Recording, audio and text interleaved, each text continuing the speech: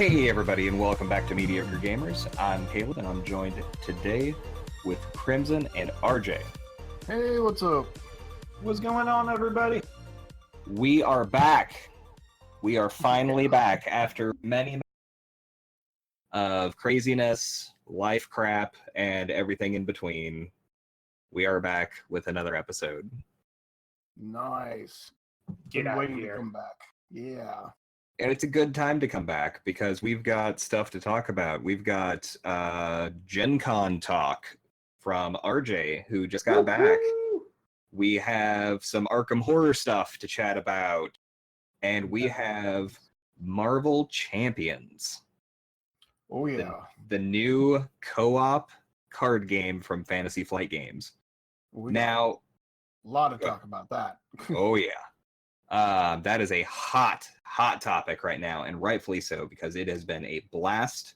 But we will get into that here in a bit. Kind of wanted to go over kind of just how the podcast is right now, because we wanted to switch things up a little bit. I think we're going to primarily focus on the Fantasy Flight co-op games for a good while, because that's kind of what we're into right now, and that's kind of it. I think we're going to try to start doing it maybe once a month, see how that goes. So just kind of look out for us and give us feedback. That helps a lot. That's not code. Give us feedback. Oh, it's code for give us feedback. Yeah. If I didn't make myself clear, give us feedback. Yeah, we need all the feedback we can get. Wink, wink, nudge, nudge. Exactly. So, why don't we start with RJ and Gencon? Because I'm sure he's got some juicy stories to tell. Oh, yeah. Well, Gencon was a lot of fun. This is my second time going. The first time I went was 50th a couple years ago, so that was crazy. But yeah, I was looking forward to this one being a little bit more toned down, but still a whole lot of fun nonetheless. I played in the Game of Thrones Joust event on Thursday. That was a lot of fun. Met up with some friends that I've made over the course of playing that game. And we did it's like 7 rounds of Swiss. You had to be X2 to get into the top cut. And I was like, I don't know how far I want to go with this. I want to kind of enjoy the rest of the con. But I didn't shortchange myself. I honestly did my best, but ended up getting to 2 and 3, and I was like, all right, I'm done. Just gonna go enjoy the con and see what else is out there. But Fantasy Flight did their big reveal, and they announced Marvel Champions, and I actually had a chance to go demo that in person, which was a lot of fun. Getting to look at the cards in person and chat with some of the folks and just play with random people. And that was a lot of fun. So I'll chime in a little bit more with that a bit later. Now, I had a question. Mm-hmm. Play. Sorry? Did you get to play in the Blob That Ate Everything event? No, I did not. One, you needed a boatload of generic tickets to get in, but I could have brought. I ended up not bringing a deck. I could have borrowed one from somebody, but I was honestly just too busy. But from what I saw, so for those that are not aware, there is Fantasy Flight released I believe it was an Arkham Horror scenario pack called The Blob That Ate Everything. And I think this one functioned where you have a pod of 4 or however many, and you're fighting this blob naturally, but it's reaching across multiple games. So I think they had something set up where you had 2 rows of table, probably like 20 pods, and you were trying to do enough damage to the blob across multiple different games. I think the theory was this thing's stretching through the universe and yeah, it looked like it was pretty cool. But they had a scorekeeper keeping tally, and it was like, okay, and the blob is defeated, and literally the whole section gave a huge shout and a cheer, and I was like, oh, well, that's cool. That's pretty awesome. Can I say Yeah. that sounds pretty fucking ambitious? Yeah. Mm-hmm. Yeah. But Well, cool.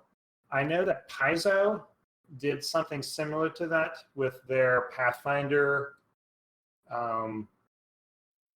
the Pathfinder adventure card game, where you were doing some dimensional thing where you had the whole room in pods of 2 and 3, but they were also ambitious and combining the RPG aspects with the card game. So there was a lot of overlap there. So it's been done before, and I don't know the details, but yeah, it sounded like it was a lot of fun. So yeah, that was That's I think- awesome. one other experience I wanted to share. I was with a friend, and AEG had a board of riddles, and if you guessed 5 of the 6 riddles correctly, you got to reach into the bag and pull out a marble, and if you pulled a marble, then you got $50 for credit. So I went up there with a friend, and he did all the work. He got like 4 of the riddles, and I named one of them, and we couldn't figure out the last one. So he reached in, pulled out a blue marble, nothing happened. And they were like, well, you want to reach into? I'm like, yeah, sure, whatever. I helped a little bit. I reach in, I pull a red marble. Damn, nice. Nice. So, Free $50. yep, pretty much. So we wandered over there, looked around, found something that we were both interested in, and we added that to the collection. Very nice. Yeah. So other than that, was playing over a bunch of the Gear Fox games stuff. Really, really into playing Star Realms, Hero Realms, Epic Card game. And I picked up the game that came out, I think, within this year, Sorcerer. So it was also a lot of fun. We actually got to play that the other night. Yeah. It's a lot of fun. Yeah. Just real quick, I think I will end on that note. With the game, it is very well designed. There's a lot of replayability in it, and the idea is that you are playing a basically some evil wizard, and you're battling somebody else for control over Victorian London. But your deck is created by combining 3 unique things. You have a character that you can pick from, 1 of 4. You have a lineage deck that basically describes what sort of magic you've been studying, and you pick 1 of 4. There's like necromancy, demonology, Bloodlord, which is vampires. Yep, and druids. And then the last deck is a domain deck, or where you have come from. And picking one of each of those 3 things, you create a unique character. So I could be Zevran, the Bloodlord from the Shadow Isles, or whatever that place is. So, but they each function very differently. There's like 125 unique combinations that you can make. It's an action-based game where you get 6 actions to set up. You play creatures, play attachments, gain energy, draw cards, do what you need to do. And then you go to the battle phase where you attack each other, you roll dice, you have the number of hits. You have special mechanic called omens where you can force people to reroll, and it's a lot of fun. You do damage, you lay waste to Victorian London, you summon evil demons and creatures, you have a good time. So it's a lot of fun. So definitely I recommend checking that out. And I I could spend the next 20 minutes talking about different games and stuff that I saw there, but I think we'll just leave it at that. If you I actually have to say about go ahead. What you that got? I found very interesting is White Wizard Games is the people who put it out, the same guys who did Hero Realms, Star Realms, and Epic. What I found very interesting is this is their first non-deck builder game. Yeah, that is true. And there is like deck builder-y things about it because you are effectively choosing your deck right at the gate, but you make 3 different combinations or 3 different choices and make that combination into your deck. So there, like you were saying, there's a ton of replayability and stuff like that, but there is still that kind of variance. Mm-hmm. It's not a random variance, it's a choice-based variance, but it feels really good and it still feels very White Wizard. Like it feels very epic, very Star Realms type. But the quality of the components are ridiculous. I mean, some of the best made components I have seen for a game. The artwork is stunning. But the uniqueness of the decks when you are playing, it feels really, really fluid. It feels solid. It is one of the coolest games that I have seen in recent years. It was cool enough to where I played it once with RJ, 2-player, and then bought it the next day. Yeah. What is this? Sorcery? Sorcerer by White Sorcerer. Wizard Games. Perfect. And it will play 2 to 4 players. So maybe we might do a video of it sometime on tabletop. Yeah, maybe. Sounds good. I'll have to figure out how to do the 3-player. I think I got it figured out, but Cool. yeah. So, yeah, that was kind of a brief rundown of some of the highlights of Gencon. I did not get the Concrud. Thank goodness. Hallelujah. Oh, thank God. Shout out to Vitamin C. And Right? shaking people's hands. Good Lord. And not shaking people's hands. Nice. Yeah. Fist bumps only, bro. Yep. This episode sponsored by Vitamin C. Oh man, I'm glad you didn't, because almost every time that my friends go to a con, at least one of them comes back with it. Ugh. And Yeah. I'm very glad you had fun. It sounded like a very fun Definitely. experience. And sounds like it's something that would definitely be recommended if you've never gone to Gen Con to go there once and enjoy it. Yes, I would definitely agree with that. And that was one thing I wanted to touch on. It is definitely an experience. I would recommend you plan for it. Go with a group of friends, and just honestly have a good time. There's no way that you're going to be able to do everything. So just go there. Just have a plan. Don't have a plan. Do what you want to do. Yeah, I planned on playing in 3 events and just kind of winged it the rest of it. And honestly, you could spend your entire time in the vendors hall, and yeah. So Sounds good. yeah, but Nice. if you've never been there before, I would agree. You should go at least once for the experience. And I think I might try to.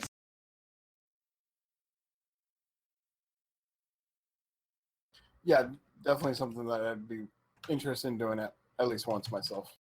Mm-hmm. Sweet. So, anything on the Arkham side? I mean, I know we got the blob who ate everything, but Yes. Circle Undone? Yes. So the last pack for Circle Undone just came out. It actually came out early for some damn reason. Like it came out at the end of July. Not gonna argue. Yeah, I wasn't either. Like we were literally at the game shop right before August, and it was just like, yeah, we're gonna pick up a couple things, some sleeves primarily. And RJ hands me the pack and he's like, hey, you want this? I'm like, what the fuck? Yep. It's like, that's not supposed to be out for like 2 weeks. So that was really cool. We got some pretty cool stuff out of it. Nothing just like super crazy, but this new cycle, this cycle, Circle Undone, we are right at the end of it. Me and RJ, we're doing a 2-player campaign right now. He is playing Zoe, and I am playing Wendy. So we have a guardian and a survivor. 2 characters that on paper always looked like garbage, and we have done some very cool things. But the thing that struck me with Circle Undone is, like Crimson was saying earlier, the ambition behind this set. Because the decisions that get made, it feels like a real RPG. This one specifically, because you will eventually get forced into making a decision of who you are going to side with. There are 2 warring factions, effectively. And depending on who you choose, it will change the entire rest of the campaign. And I'm not talking like, okay, like it's going to add a couple of chaos tokens to the chaos bag or whatever. I am talking like the packs that came out after that decision is forced on you. It comes with multiple acts.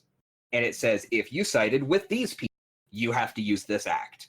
And if you made this decision 3 scenarios ago, then you need to add this to the chaos bag, or these 3 cards from this other encounter set into the chaos or into the encounter deck. Like, the decisions that you make will punish you or help you, but the story actually changes. So it's not just here's a rope token. Correct. Which and that is a reference to Forgotten Age, and we're on our 3rd scenario in that one as a on tabletop, and it has been cool.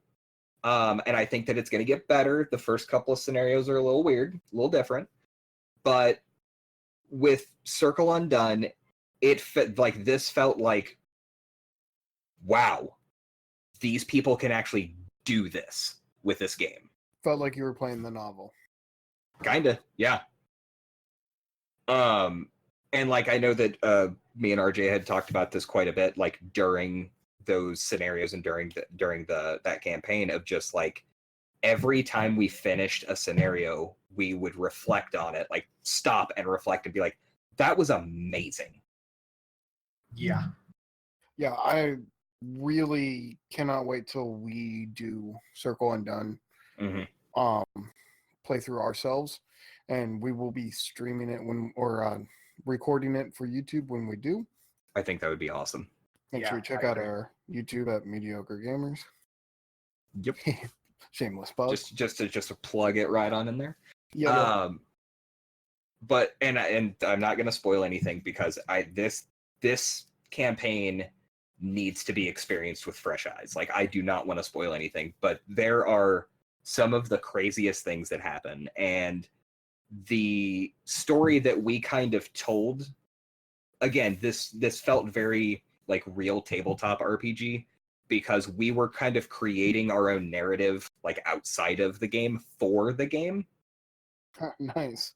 And it felt like it was such a cool experience, and it was so exciting, because we were basically riffing on stuff and just kind of making smart ass remarks and stuff like that as things were happening. But it eventually became that the story, and not the story of the campaign, but the story of our characters, became that my character had accepted her fate at the very, very beginning in the prologue, which was one of the choices. You can either call BS on what's happening, or you can accept your fate.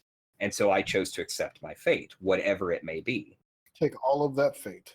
Take all the fate, and then exhaust your guy to add all that fate quest. Oh, I'm sorry. I'm not Lord of the Rings. Wrong game. Wrong game. Damn it. You should see more Lord of the Rings online from us on the YouTube page also. Yes. I know Caleb and me are going to try to, roll in that next campaign too. Exactly. And there's a new campaign coming out, plus some of those extra hard difficulty missions. Yep. So check out our YouTube at Mediocre Gamers. Oh, I'm sorry. Another shameless plug. But the story that ended up kind of unraveling was that towards the end of this, once, all hell breaks loose, I won't happens, of course, but basically all hell breaks loose, and like the story is you've been at it, you haven't even slept in days because of all this stuff that's going on, and like the narrative is beautifully written for this, easily the best that I've seen in this game. Another reason why we need an online version of Arkham Horror. With full voiceover, please.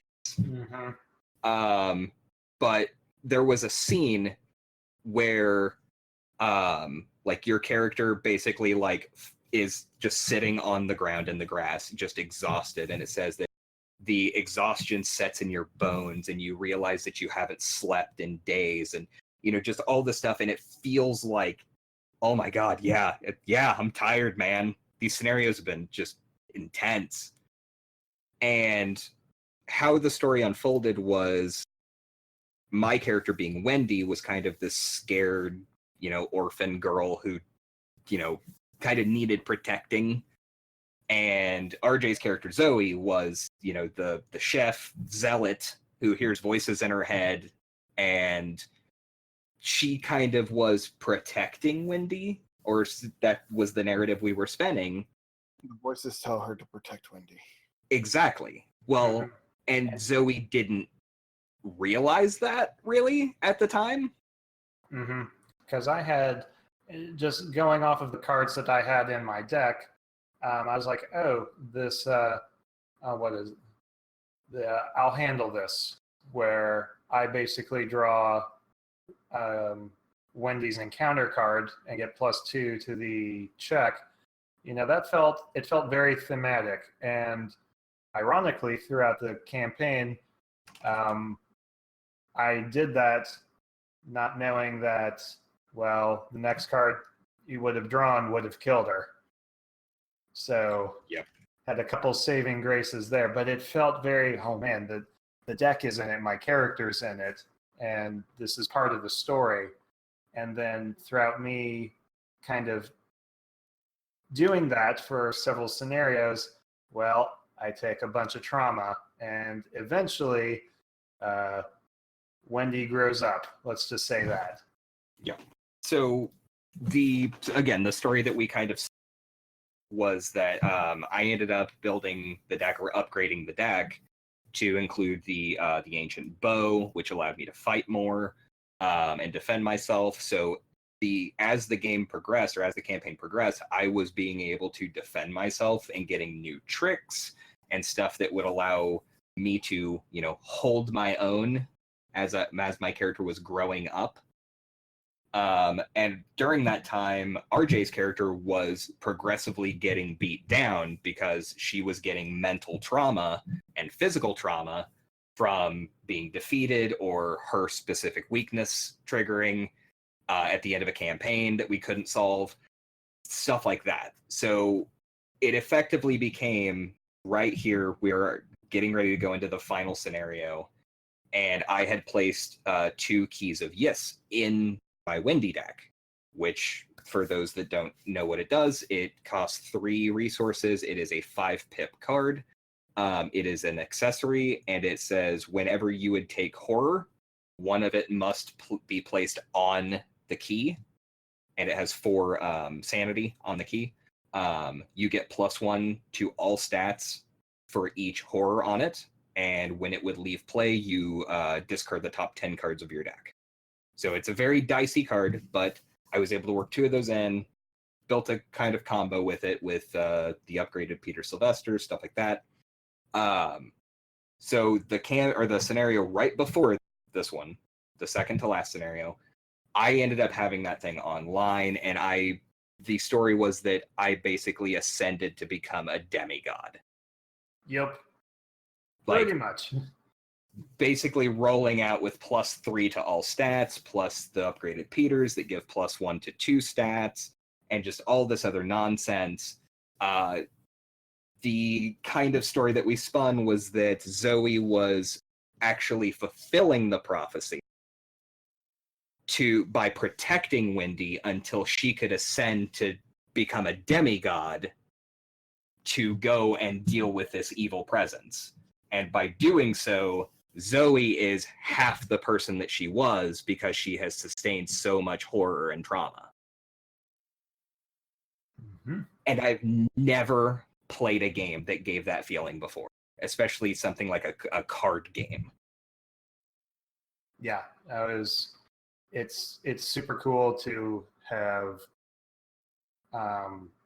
progressed to where we are to get to that point, and knowing that, well, one of we could both survive the next scenario, or I could just go down for the last time.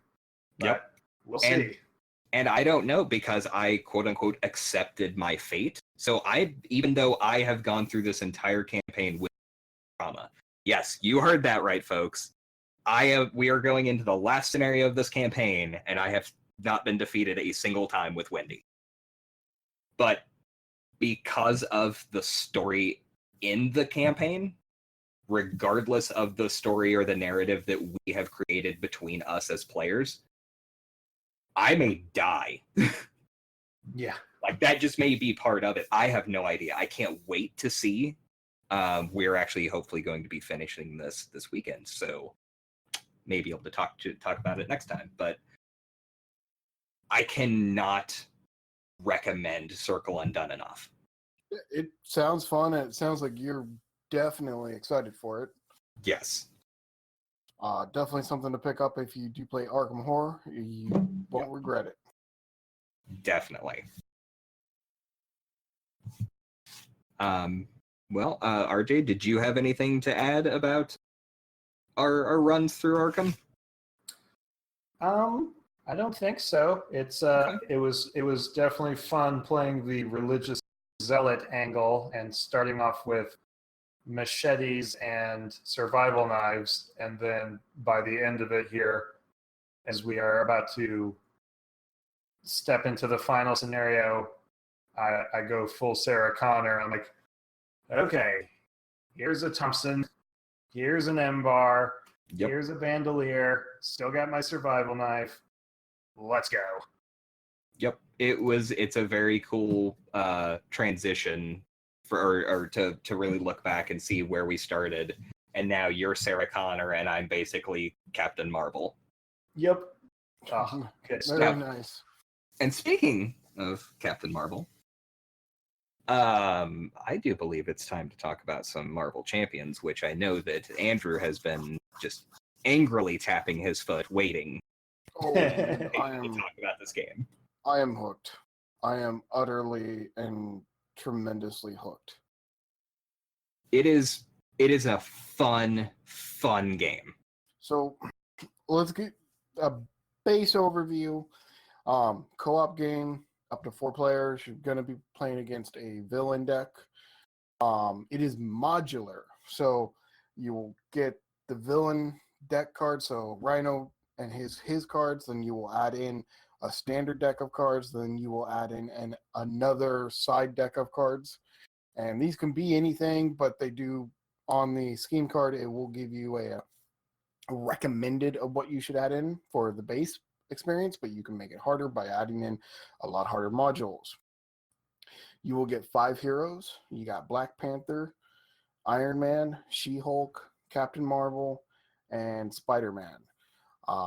We do know that Green Goblin is coming out first. That's going to be a villain pack, and then followed by Captain America, Miss Marvel, and then another villain pack of the Wrecking Crew. And we also know that Thor will be the third hero afterwards that we know of. Speculation and the rulebook talks about Thor coming out, so we know he's definitely in the works. That's pretty cool. I'm glad that we at least. We lost you there. Oop, how about now? There you go. Oh, that was weird. No, I really like the fact that even though the game's not even out yet, like it just released, but they've already announced a couple of the packs. Yeah, it does come out in October, the core set. Should have dropped Obviously, at Gencon, just saying. I agree. Obviously, we're playing on Tabletop Simulator with, you know, the best that we can get right now. Which I want to give a shout out to Crimson on this because he created the damn mod that we are using in Tabletop, and it is fucking beautiful. It was a lot of work, but it was I definitely good. bet. Definitely had some help from the community at the Marvel Champions Discord. I believe you can find that information through their Facebook group or at Marvel Champions LCG on Reddit. Very nice. We played some games together. You can find those on our YouTube. I also Shameless plug. I also got a couple deck techs up and also some like deck building 101s. You should see some aspect review cards coming up soon where we talk about some aspect cards. There's lots of information out there. Definitely worth checking out. I also believe that I will be joining a couple other people for a podcast that is solely Marvel Champions. Nice. Yeah, definitely. I mean, I'm in, dude. I am in. Like, take my fucking money. Right? Yeah, I see when they announced it, I was pretty hesitant at first. I was like, okay, it's another LCG. It is from Fantasy Flight. It is co-op, and I'm like, they actually do really, really good with their co-op games. And I was like, I'm pretty invested in Arkham Horror. I don't know if I'm gonna jump over to Marvel Champions and have, two of them to keep up with. But after seeing it, after testing it, holy crap, this game's fun. And I will be honest, at first I did understand some of your worries with, oh, well, another character comes out, it's going to be very much the same thing. There's no progression like in Arkham Horror. From what we've seen, every villain card plays completely different than the last. And it's not just like, oh, well, it's got a couple different abilities. I mean, we've seen some of the Green Goblin stuff. How he's going to play is he's going to flip back and forth between Norman Oswald and Green Goblin. And it is going to be a constant battle of flipping him back and forth to do parts of that scheme. And it is going to be an amazing, unique play. Ultron is completely different than any of the other heroes with the massive amount of drones that are coming at you. Crawl is all about the status effects. I mean, even though there is no progression, there is a ton of replay value. Yeah. And what he's talking about with progression is we were discussing that there is no campaign system, at least not at launch or at a ways in. Yeah, like RJ said, not yet. We don't really know. They've kind of hinted at a couple of things, but take that with a grain of salt.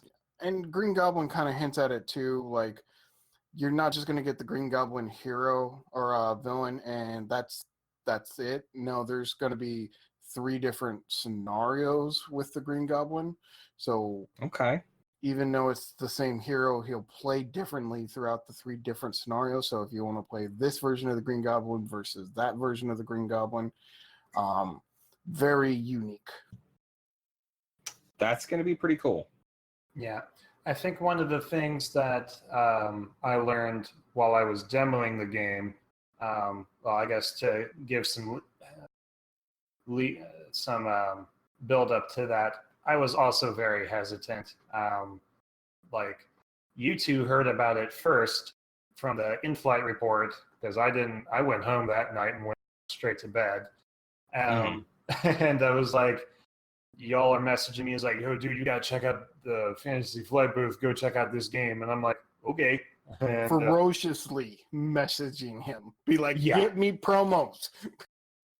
I didn't even know there were promos until I wandered over there. It's like, oh, sit down and do the demo game, and I'm like, huh, I think I will. What's there to lose? Absolutely nothing. So I got to handle the cards. I got to play two. We got to play 2 turns as the hero, and then they did the little song and dance, kind of gave you the overview, and then they handed everybody the promo cards. I'm like, huh. Back of the line. Back in line. Yep. So yeah, that was really cool. But one of the things that some of the folks demoing or running the demos said, there is no campaign or story thing yet, but it is. I definitely heard that it was something that is in the works, but it is a little far out right now. So Me personally, I would expect, because we also know that X-Men will eventually come, but they are also going to be far out. I would expect that the storyline will come with the X-Men and converse between the storylines with the comics. Some of the stories that we love, like the Dark Phoenix storyline, would be an interesting one for this game, especially if you are doing an X-Men like deluxe box set, which I would expect that would be the introduction to the X-Men. I would also expect the same thing with like Guardians. Yeah, I could see that. That doesn't mean it's going to happen, but that would be something that I would expect to see. Sure. I'm very curious to see where this goes, because I mean, we have only played basically the demo scenario, which is just, you know, Rhino level 1 and 2 Over and over again. So, you know, if you're getting sick of that, sorry. But that's all we've really seen, and that's been super fun already. So I can't wait to fight Claw and Ultron. But my hesitation, especially once I heard that there was no campaign yet, is that's what makes Arkham Horror, I think, so good, is that it is an RPG in card form.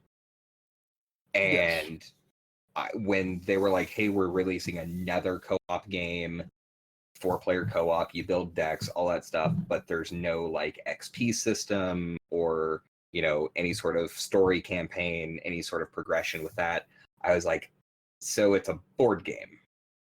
Yeah, it feels like a board game in a lot of ways. It does. And it actually reminds me a lot of Legendary, which is one of the very first ones that they did, was Marvel. But it was a deck builder, a co-op deck builder. But it feels very much like that. And the way you build the deck in this game has a lot of nods to some of their previous games, like Star Wars LCG with the pod system. And then, you know, so you will choose a hero, you will automatically get 15 cards to start your deck out. You can't change those cards. And then you will add in an aspect of your choice. You can't mix them, can't mix aspects, that is. And then you will, you know, build the rest of your deck out using the aspects and neutral cards. And it feels a good mix between a lot of their different games. You can definitely feel the mix between Arkham Horror and Lord of the Rings, and you can also feel that mix with the Star Wars LCG in there. I'd even almost say you have some of the back and forth with L5R, where when you have cards in your hand, your cards are also your resources. Well, you got to move through your hand to play stuff, and you got to make those decisions. Well, do I want to hold on to this card for its effect, or do I just pitch it now for its resource? The answer is pitch it. Yeah. It's always pitch it. So I don't know. I play a little bit more conservatively, but again, you guys have definitely played it more than I have, many more times online. I just did the 2 demo games, which was only 2 turns apiece, so not too much to go off of, but enough to get me the basics. So, but yeah, no, y'all are definitely right. They've drawn a lot of the strengths that they have a lot of the successes that they've had from their other games. Yeah, and it is a little wonky with, you know, the turn order isn't in a very different order than some of their other games, and it does throw you for a loop for a little bit. Yeah, especially if you're used to something, then like Arkham. the phases are backwards. Yeah, very much so. Which you will see us completely blundering a turn in one of our videos. It was like, hey, I thought we were supposed to do this. Oh, crap. Rewind, back it up. Yeah, because you get so used to a game flow in one direction, and then to play a different game that has a flow in almost a reverse order, it definitely is a little discombobulating. Yeah. I agree. Yeah, and I like the way the decks are built. 15 pod with them. And you then go from there. You get to choose an aspect, one of 4 right now. And I think that's really cool. It makes the characters play drastically different from each other and have a fully unique identity because they have 15 signature cards. Yeah. And, you know, on top of that, the fact that the characters can play any of the 4 aspects, but they definitely feel like there is an optimal aspect for them. And then definitely a sub-optimal aspect for them. Yes, definitely. And I do like that. I do like our strengths and weaknesses to the characters, that it's not just like, I can grab any freaking thing that I want and build them any way I want, and they're going to work perfectly. Like, you have to put thought into them. Yeah. And let you know, kind of as one of the last things I definitely want to talk about is the fact that you'll only have to buy 1 core. What? Say it ain't so. It does feel like, and a lot of people have been talking about this. One of the hardest parts about LCGs, and I think Fantasy Flight is finally realizing this, is that when an LCG has been out for a while, it is a very large investment for someone to jump in and play it. With the 1 core set and the fact that each of the hero packs is an open and play, you can literally just pop the hero pack open and play it. It's a pre-constructed deck ready to go. This will allow players, you know, say in a year, you know, maybe somebody decides they want to play this. They don't have the money to invest in everything right away. You know, they could buy a core and the hero they want. Yeah, that's true. Mm-hmm. Which, yes, it saves money for the consumer, but it also gets more people into the game. Yeah, I think it's a very interesting business model, and I can't really like evaluate it yet because we haven't really seen what it's going to do. But I think that it could potentially be a very, very smart business model for it. It very well could. It could also very well backfire. Mm-hmm. I think it's right on that tightrope because it could just screw everything, or it could be extremely accessible to people. Right, like for people like me and Caleb and RJ, when we play an LCG, we buy every pack that comes out, and the reason why is because we don't want to take the chance of missing out on something. But and we want those collections. We want to have every option. Yeah. And for a co-op game, there's never rotation. Like, even if the game gets discontinued or it's just finished and they stop releasing product for it, you will always be able to play that game. Yeah. And you know, when you think about it, you're like, yeah, okay, Captain America is going to come out. It's going to come out as with the aspect of aggression or something like that. Well, if I don't play aggression, I don't want to play Captain America, I can skip that pack. So a business model that kind of sucks for them. But I think in the long run, it will be the better option because you're not making a new player buy $300-400 worth of product just to get into the game. That is true. give the consumer more choice, and the consumer will be more loyal. I can agree with that. You know, money, well, let's be honest, money does not grow on trees as much as we wish it did. And sometimes you can't afford to buy that pack that month. And Yeah. I'm excited to see how this business model will work with this tweak. But either which way, I'm probably still going to buy every pack because I'm a completionist. Same. I'm definitely buying everything. Yep. Hell, you said you're going to buy more than one core because you got multiple people you want to play it with. Yeah, like I'm down to buy multiple cores for it, and yeah, they're not going to be cheap. They're going to be $50 retail. But you know what? It's $40 for normal core sets for like Game of Thrones or stuff like that, and you need 3 of them, so that's $120. Yep. Or I can buy 2 cores for this, be able to make a few decks to spread out, and that's $100. Yep. Or cheaper if you have a Sparta Games. That's also true. or just buy online. You can also buy online from Sparta Games. Yo. Not so shameless plug. No, they need it. Yeah, so keep an eye on that YouTube, and you will definitely see more content from all 3 of these games, all 3 of the co-op LCGs, and we will continue to discuss them on this podcast. And as always, we will also still have some basic news. We're just trying to keep the podcast more focused, and give you the news that you need around these focuses. Yeah. And with that, anybody got anything else to add on the Marvel? It's a lot of fun. Go out there and play it. Watch the Seriously. videos. Yeah.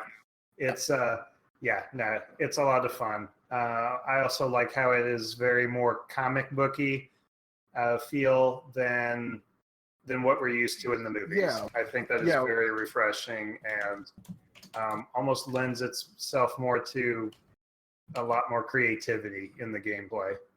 Yeah, that's a big thing to bring up. This is not an MCU game. This is a Marvel Comics game. Yes. And I definitely appreciate that as well, that it is not tied to a specific property or version of Marvel. I agree. And I think that helps a lot. Now, I do want to say one thing to Tabletop and the version that you created. If you do search the workshop for Tabletop Simulator on Steam, you can find the mod that Crimson put out. It should be created by SOF Crimson. Download that mod, check it out. It has the white background. Yes. Check it out. Oh, obviously you guys jump on our board, give us feedback, comment, all that good stuff. But check it out, guys. It's there and it's set up and it's ready to go. It even has the playmat, the 1 to 4 player playmat on it. Yeah, and it is set up for the intro villain. You are not going to get spoiled on the rest of the core set. I don't have any of the other 2 villain cards in there, so this is just for learning the game, testing out some decks, and seeing if you like it. It is not meant to be a replacement for the actual physical game. Just demo. What we got is what we got. Yep. Yeah. But it allows you to see the player cards, build decks, test against Rhino and still have fun, and you can still play it, up to 4 people. So it's definitely worth checking out, especially so you can check it out before you buy it in case you hate it. Yeah, and definitely hit me up on Discord. If you want to play it and you want someone to help you walk through your first time playing it, send me a message on Discord. I will be more than happy to run through and play a game with you, teach you the game, show you how to deck build, whatever. I mean, I'm always on the Discord. I'm on the Discord here with Mediocre Gamers, and and with the Marvel Champions Discord, which is Marvel_Champions. You can find me there too.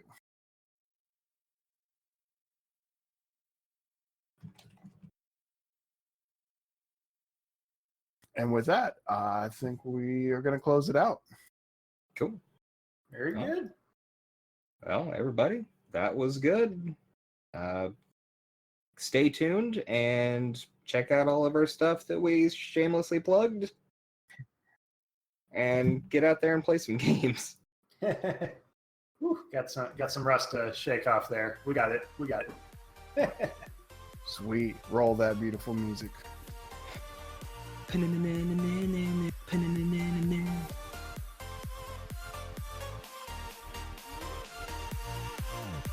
Hell yeah. Yo. And look at all those. Wakanda forever! Look at all those Pretty overpower much. cards over there. Hmm? Look at all those overpower cards over there.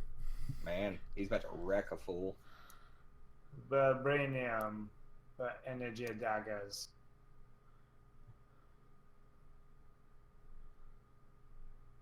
Also. The daggers are actually really strong. Whoops. Against what's his name? No, they're still good in general. Can't Wakanda. You got to be in hero form. You know what? Fine. Wakanda forever. There you go. Sequence. Let's see. Do as much damage as you can. And then we will go with. Let's see. Hold on. Wait a minute. There we go. We will remove one threat. One threat. We will move damage One to damage. Hobag. One We damage. Yep. We'll do that one third. And then 4 damage, right? And then 4 damage with the claws. Okay. If I wasn't tapped, I could probably almost one-shot him. We cannot have 2 instances of Mockingbird in play, right? Correct. Yep. Okay. So she's a resource. That's fine.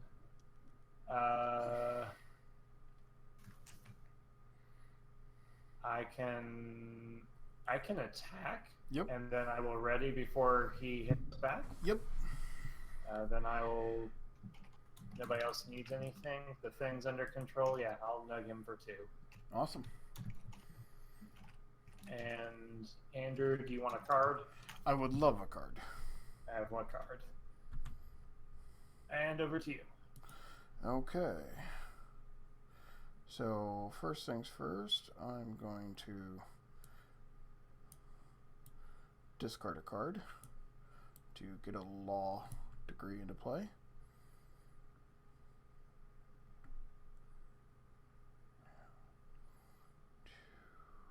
I won't be able to use it this turn, that's fine.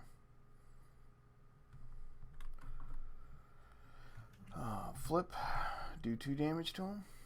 1, 2. Draw a card, take 2 damage.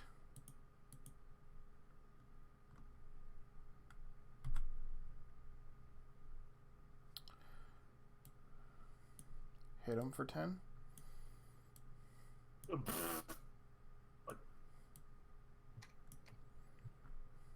Whoa. Oh, I'm sorry, for 15.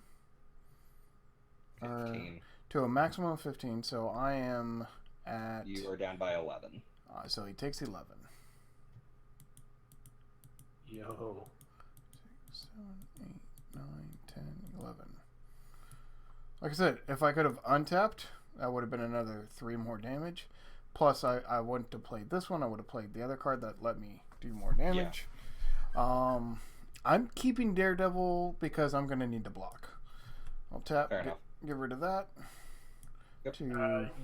I've got some action in my hand. So if you want to use Daredevil, go for it. I got you. I think I should be able to have you covered from an attack.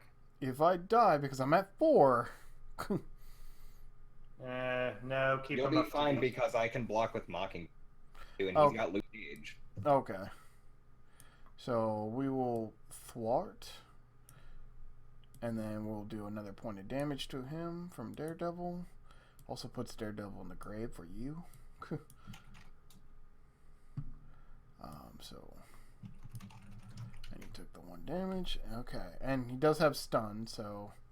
Although that stun will... Yeah, that stun will be there, and confusion will be there. I think I'm done. Okay. So we untap. Untap. Draw 4. Draw 6. Draw 1. I'm going to take 2.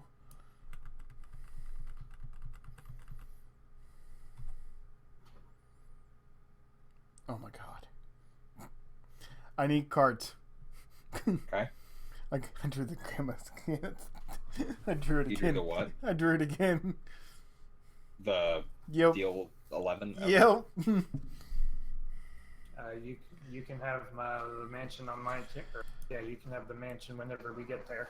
If I live. If I live through it. You will. We'll You see. will. The worst thing is I can throw Mockingbird. Like, you're fine. But I'm going to get 2 encounter cards. First things first. Boom. And then he can defend, Luke Cage can defend, and I've got mine. he's Like, going to you're fine. scheme. Doesn't work. Yep. And then he's going to attack you. Doesn't work. Mm-hmm. And then shuffle up and die. No. Shuffle up, get a Shadows of the Past, we die.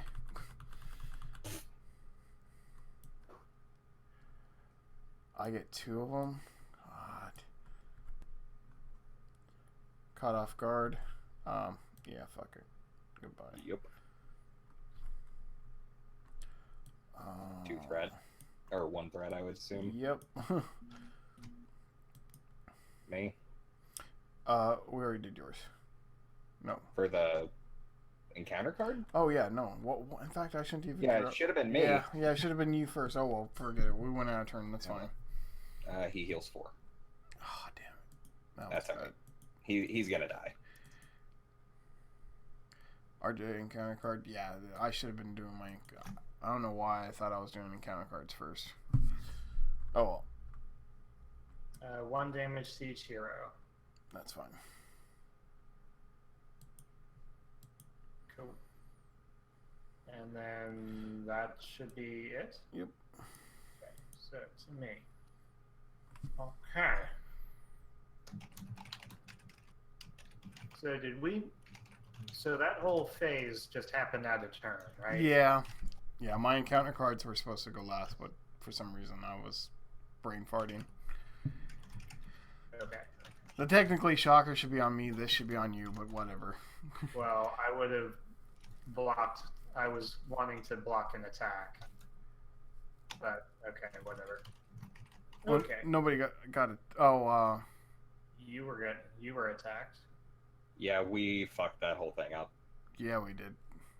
Yeah. So because you went straight for the encounter instead of the attack. Oh. So hold on, because I think we can back this up. That was the first card that you flipped, Yep.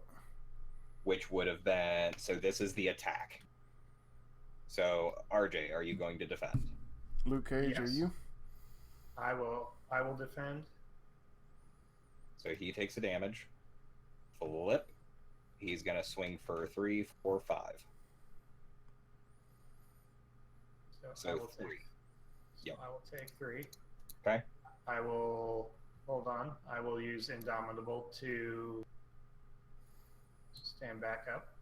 Okay. Okay. Mm-hmm. And then my encounter card is the bomber. We already put the threat on.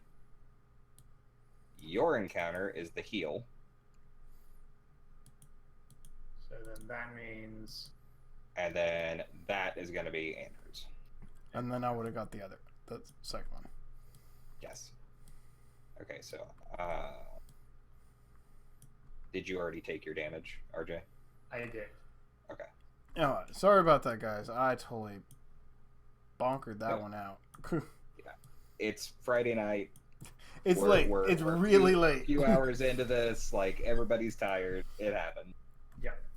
All right. If You can get some damage. I need 4 damage on him, RJ. Can you do 4 damage to him? That's all you need. You got Luke Cage and you. That's all I need. He's dead at that point. 4 damage kills him, RJ. Get after him. All right. Well, does anybody need a card? Nope. No. Well, And you do. He does. Yeah, I'll need 1 card. Yeah, that's fine. That's fine. I'll activate mine. No, go ahead. I'll activate mine. Andrew, you draw the card. All right. Okay. It's not going to make it to my turn anyway, so RJ, draw. Okay. So I'll draw a card. You'll draw 2 cards. 2 cards. Because I'm activating my... Because I'm going to draw 2 cards on my turn, too. Yep. Which means I'll do 14 damage, actually. Damn. I'll discard 1 to Wakanda Forever. Nice. Okay, so 1 we'll to do move, this. 1 threat. Yeah. So 1 threat. Is that from... 1 damage. and then 1 more damage, then 1 4 more damage. and then 4 damage to him. Should be at 9. Okay. Okay. Oh, maybe you can kill him this turn. Maybe. Maybe not. No, I don't think I can. I cannot kill him. You also this have turn. 2 helicarriers. I can't use them for anything. Okay. You also have 4 damage on board. Your dudes right there. So we have 1, 2, 3, 4. Hold on. I've got a question. Mm-hmm.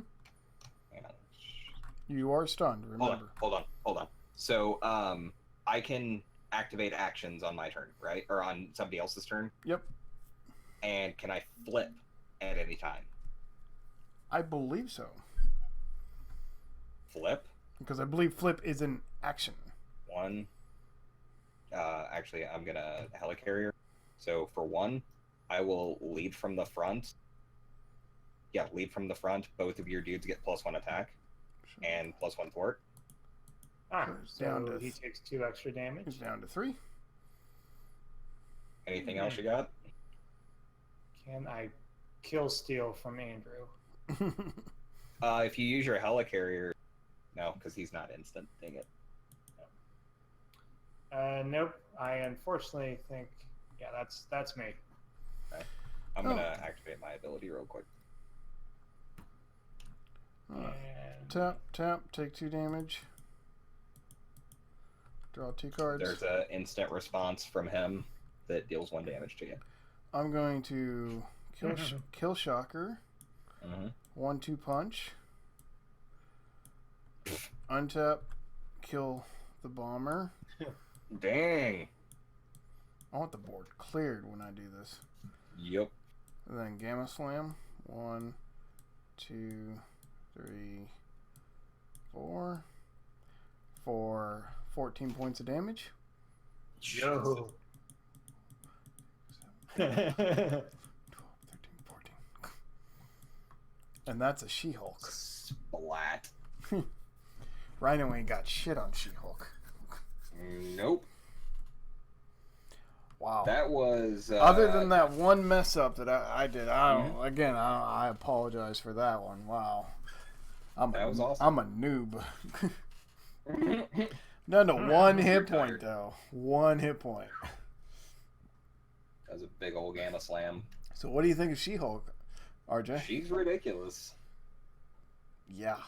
I love She-Hulk. By far my favorite character.